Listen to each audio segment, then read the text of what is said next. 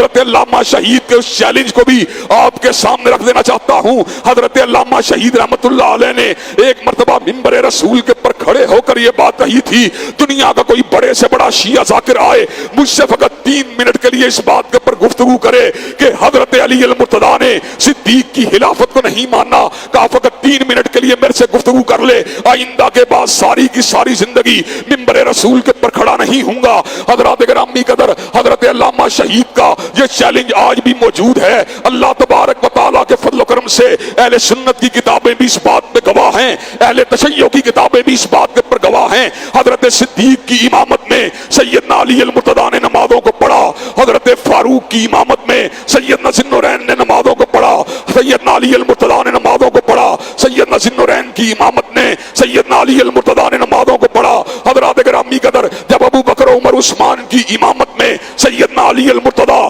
نمازوں کو ادا کر سکتے ہیں تو ہمیں یہ بات کہنے میں حق بجانب ہے کہ ان کے دل کے اندر کوئی کینہ نہیں تھا۔ اللہ نے قرآن مجید میں 2 جماعتوں کا ذکر کیا، مہاجرین کی جمعیت کا ذکر کیا، انصاریوں کی جمعیت کا ذکر کیا، اور ان کے بعد آنے والے تیسرے ایک ہی گروہ کا ذکر کیا، والذین جاؤ من بعدہم، جو ان کے بعد آنے والے لوگ ہیں ان کا طرز عمل کیا ہے، ان کے طرز عمل کو بیان کر کے